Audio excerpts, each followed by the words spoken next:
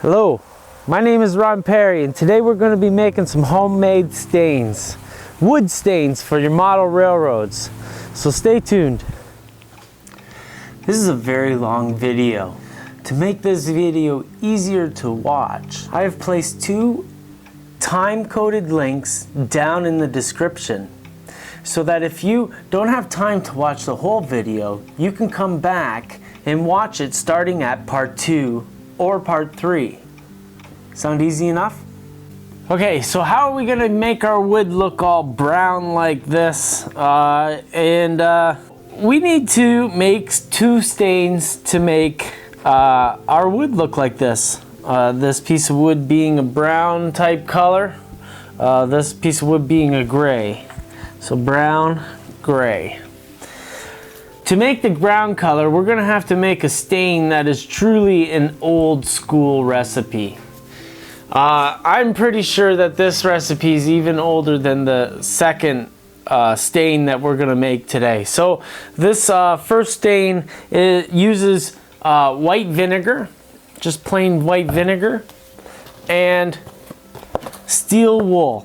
We want to get a steel wool that is it probably has a little bit of oils and stuff in it, but it doesn't have the soap that's in an SOS pad, and that's important. So to make this first stain, it's pretty easy. Take one of the rolls out. It's got 3 rolls in it. I'm gonna open this up, and I've found that this is kind of spread out. We'll see. I might be able to put about half of this in. I'm just gonna shove it, shove it right into the bottle.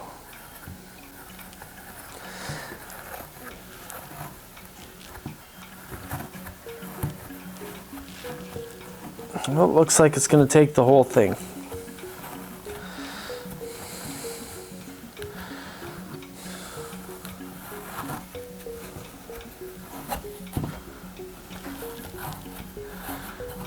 There we go. Finished. So we'll put the label in the back. This is white vinegar. So we got the steel wool in the bottle. What do we do next? Do we put the cap on? No, we don't. We don't put the cap on for the simple fact that as the steel wool dissolves in the acetic acid, it'll create, I think it's called hydrogen gas. I've seen many debates about this on the news groups and stuff like that. I've been making this for years. I was told by an old boy. So what we do is we're gonna not put the cap on all the way tight. We're gonna put the cap on loose, just like that.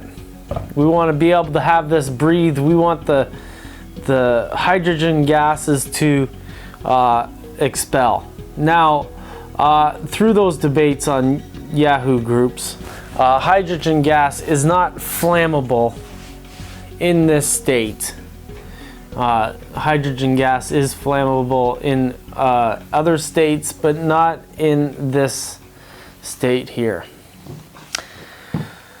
So this is going to take a few days to dissolve. You're going to know when it's done because the steel wool's going to be gone.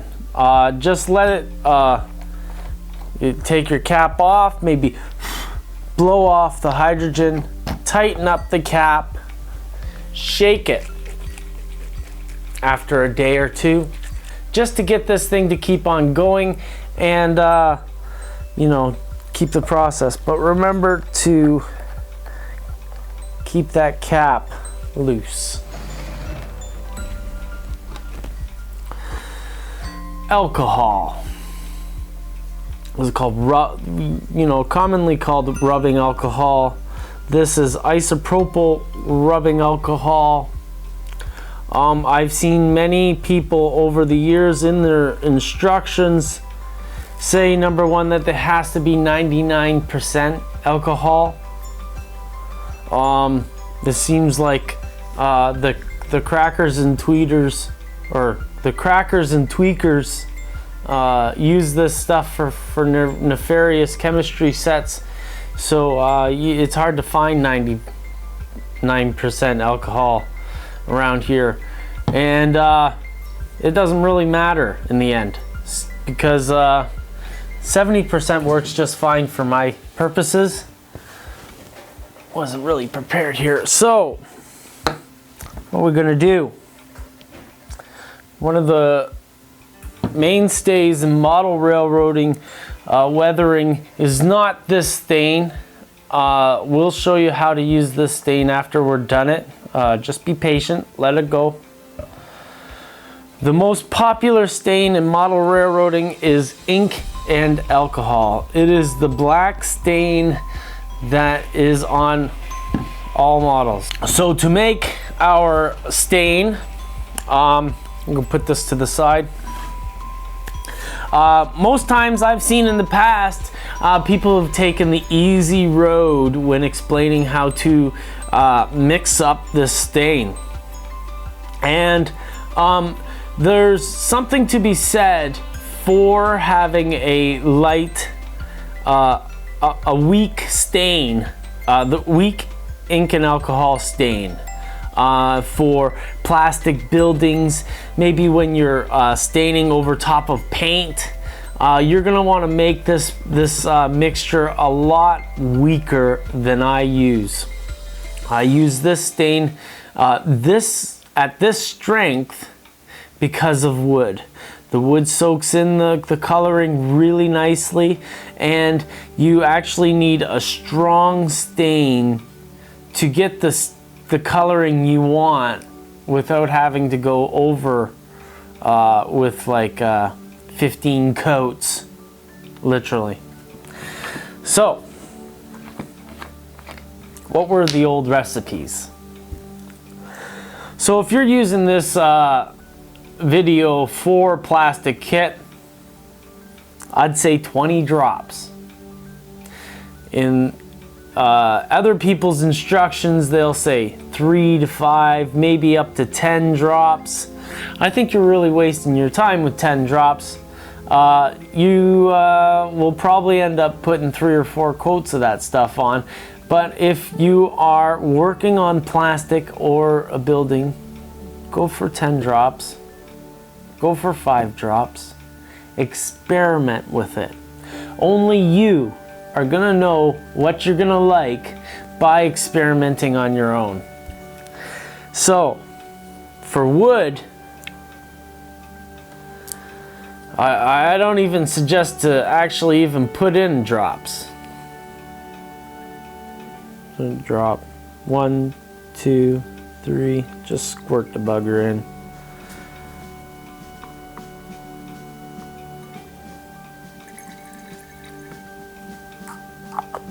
I put in 30 to 40 drops. And again, last time I say it, I put in 30 to 40 drops because I'm working on wood. Now, having said that, 30 to 40 drops isn't the brown piece, it's the gray piece. It's not black. This piece of wood was stained with a very strong stain right here. It's blackened the bottle completely. 30 to 40 drops isn't as extreme as it may sound.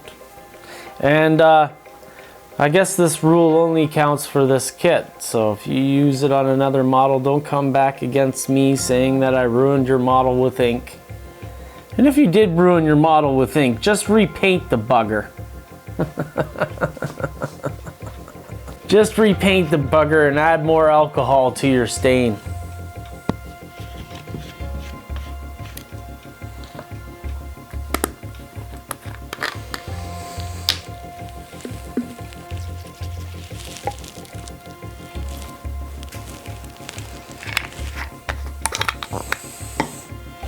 Okay, so that's it. I like to put a little squeezy bottle cap on the top. I'm pretty sure I got this cap off of an eBay store. However, you could probably find them at Micromark too. So we'll be back in a few days after our steel wool has dissolved a bit more. Lots of bubbles coming up. Just remember to keep this capped. We'll see you in a couple days when this is dissolved a little bit more.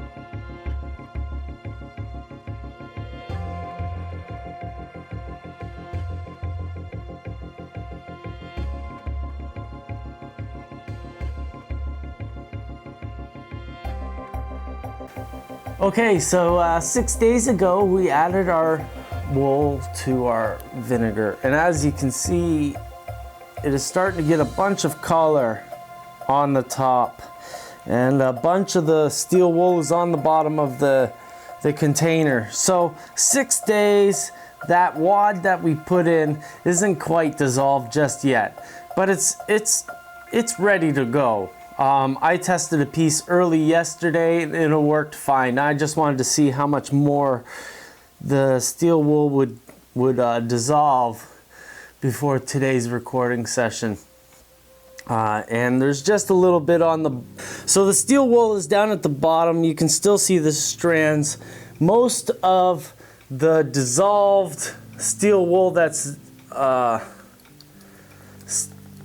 still there is clumped up into little patches on the bottom of the bottle, and it's just no big deal. It's better to leave it on the bottom of the bottle while you're using the stain, because you know you don't really want pieces of metal on your wood.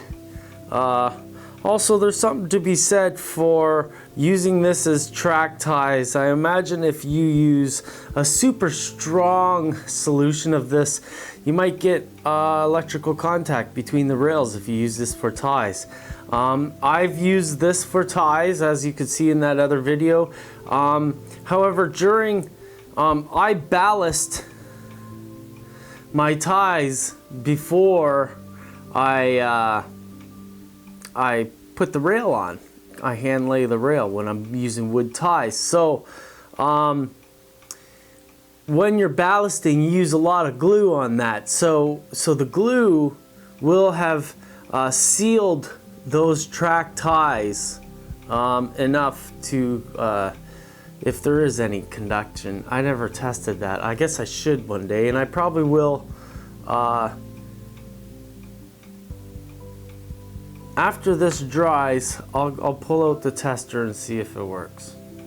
Okay? Just between you and me. I'll do the experiments, you find out the answers. Okay? So anyways, our stain's ready. So I pulled out this piece of newspaper because this piece of foam board for the price of $1 is too precious clean to me, because I don't want to drive all the way to the store to get another one. So I'm using a piece of newspaper here. I've got my two stains. I got the India ink and alcohol, and I have the vinegar and steel wool. So what do I want to do? I'm gonna stain.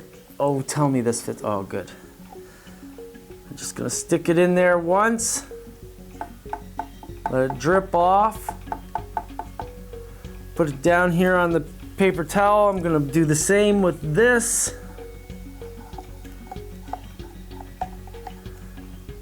Let it drip off.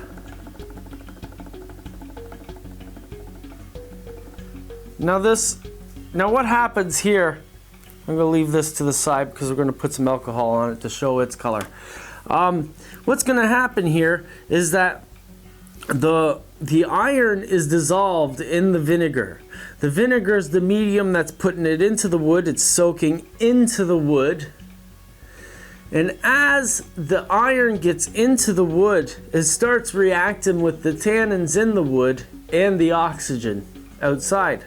And it's slowly changing color, and it's gonna go a color, I like to call it redwood. I like to think of it as redwood. I built a few log cabins for a left coast client, and used this stuff on the wood, and it worked fantastic. The guy was seriously impressed, and it was a funny exchange. Anyways, so as you can see, the wood's changing before our very eyes. It's not taking too long to change. This isn't a paint. It's a chemistry experiment, because what's gonna happen is you put this on, and no other paint takes 10 minutes to cure, to bring its color into the wood. However, this is gonna take about 5 to 10 minutes to fully react. We're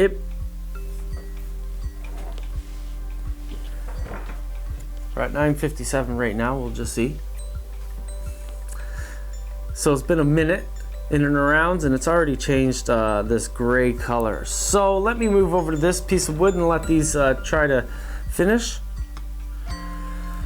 So in this one, oh, I lost my nail. Where did my nail go? I used a squeeze cap, but I put little finishing nails in the top here to, I don't know, just in case it falls over, to keep it from leaking all over the place. So I'm just gonna do a raw piece of wood with our black stain to show you the color of that. I'm just gonna put it on real thick like. Now remember, I put like 40, in and around 40 drops of stain in here, and I just put a crap ton on the top of the board, and we're gonna let that soak in. You see, using these things is all about experimentation. Experience is all about experimentation. You have to do to learn. You can't have me tell you how to do it. You got to do it with me, or you got to watch me do it for you, which is fine. That's what I'm here for. So I'm putting a heavy coat of this alcohol stain on this piece of wood to demonstrate that 40 drops of India ink isn't a tragic thing, such a tragic thing. We're gonna get close-up photos here to show in the video, so I'll be right back. So there we have it. Doesn't take long for that to go. So there we have it. We've got our dipped once. It's kind of a walnut color, kind of a dark brown. Yeah, pretty much a walnut color if you ask me. I'm a former stair builder. I've built a bunch of walnut stairs, railings, treads. Yeah, that's a pretty nice color. So I'm gonna dip it in again, except I'm gonna do it this way. Actually, I'm just gonna dip this side in the second time to see if it goes. Let's just see what happens. We're doing our show and tell time here, so might as well just go for it, right? So I'm gonna leave this one, just one dip. This one's 2 dips. And as you can see, this one turned out a nice gray aged pine piece of wood. This is a good color for maybe an old barn that's been reboarded and is probably about a year into its weathering, maybe 2 years. If we take I found my nail. If we take our stain and put another layer on, we'll see what that does. Remember, I'm going thick all out with this stain. Like, when you put stain on a model, you usually do it with a brush, right? So I'm going all out with this. And as I look at the sides of at the ends of the boards, they are just black, just the way we like, just like an old tie is blackened. In a minute, so we're not done after this. I'm gonna give it, so like I said before, it probably takes 10 minutes.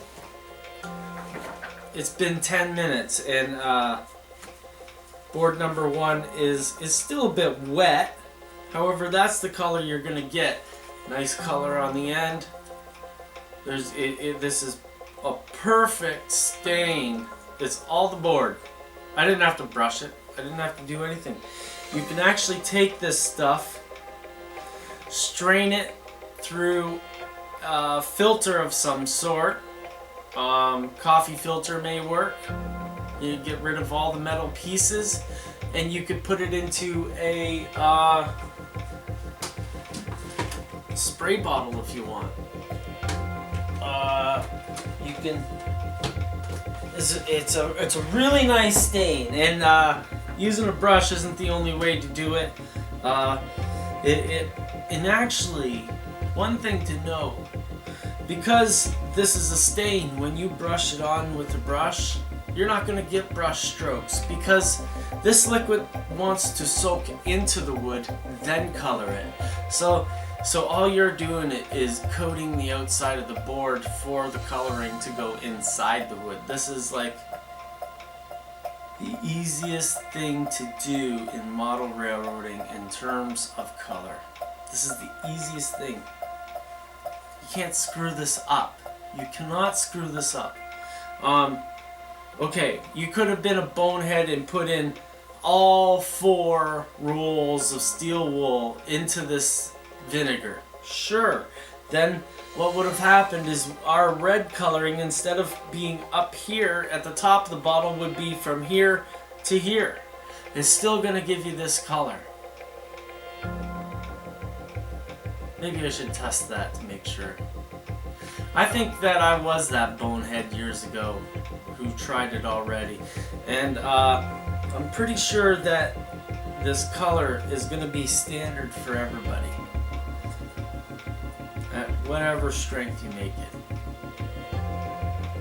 That's my claim. I could be totally wrong, and if I am, one of you guys prove it with an experiment. And if you do, I'll give you all the credit in the world. So, it's been probably about 3 or 4 minutes since I've done this second coat. As you can see, it is a little bit darker is starting to take on a more reddish color than the walnut gray, grayish reddish. I like that color. I like it a lot. I'd make a whole kitchen floor out of that. I don't know if the old lady would like it though. So on the other hand, we have our black piece. As you can see, the end of the end of the boards are nice and blackened, just as you would see in a normal piece of wood. Because the water falls, it's falling down the grains in the wood, and it's not on the outside of the board. These woods are porous, and it's inside, so that's where the darkens, that's where it's saturated, is on the bottom of the board. So that's really realistic. So 2 coats of super duper nuclear India ink stain. Now that's a dark gray piece of wood. Yeah, I agree with you. However, it's not dry yet. It's gonna dry up a bunch later than this, but it's also gonna be maybe 5 to 10 year weathering on your board. And I'll be back in another 10 or 20 minutes to finish off this experiment. Really liking how this looks. I pulled out a bunch of different boards, and we've sampled each of them. So what we have here is a nice piece of balsa wood, and what we have here is a piece of pine that has aged, well, since my son was born. Probably this is probably about 10 years old. So what happens to pine after about 10 years is it starts yellowing like this. So I stained a few different pieces of wood. This is that pine, the pine.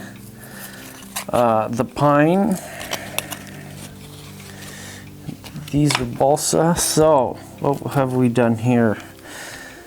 This piece of pine I stained with steel wool and vinegar that I made probably about 3 years ago. As you can see, it's a really nice dark color there. Now that that's fixed, let me get rid of this paper because this is all dry. So this one's been stained with a really old, it looks wine red stain. It's in the other room. So this is the same piece of pine stained with our brand new stain that still has a little bit of metal in the bottom. So it kind of looks the same. It doesn't have the uniform coverage. I don't know why that is. Maybe it just didn't get soaked in there. Might be no reason of the stain, I don't know. So this is another piece of wood that I stained with the new stuff. And this one right here was stained one time with the India ink and alcohol. Actually, this is one time, this is 2 times. So as you can see, it's not black. It's not that bad. And actually, it doesn't have quite the finish that I would have wanted on a small piece of wood. However, we wouldn't have had this concentration like this, because remember, I squeezed this out of a bottle, and it's really, this is just the fragments of ink. That it would have never happened on a small piece of wood because we're paying attention to it, and you know, this is just because it's an extreme application. So let's get over to the balsa. The India ink and alcohol, one application, a fairly thick application. As you can see, it's not as thick as it was down here. It probably sorted down here and dried. This is that piece that is 2 applications. It's a nice gray board. You might be able to see the black end, or maybe yeah, this one's better, black end. So there's the India ink and alcohol 2 coats, a nice gray color, something I really like. So now what do we have here? We have 1 application of the steel wool. This is also 1. As you can see right there beside each other. So this is 2 applications, and this is 3 because it overlapped the 1 application, 2 applications, and the whatever. You know what I mean. Anyways, this is 1 application of steel wool. This is adding India ink and alcohol to that, and you can see it gets another color all together there too. So this is a little bit extreme, you know. Break this off, get rid of these, because we'd never have 2 or 3 coats. So as you can see, on the old pine you get a different finish than you do on the balsa, and you can see how the India ink here matches up. So during the old wood bridge, we're going to be using these colors.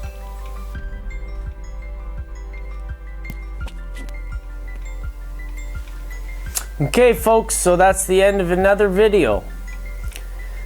We've made 2 stains that could do a wide range of possibilities, you know, considering their mixing value.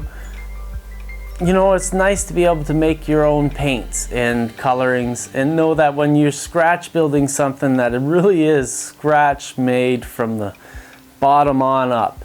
And that's what we're going to be doing here. So I tested, nothing. Maybe someone will be able to make a concentrated mixture enough to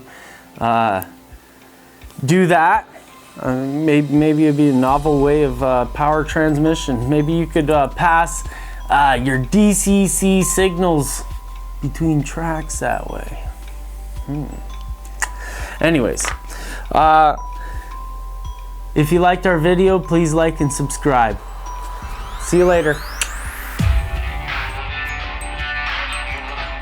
Thank you for watching the video. To go back to the main video, press this button here. If you're interested in buying this kit, please follow this link. And as always, you can contact me on Facebook here. See ya.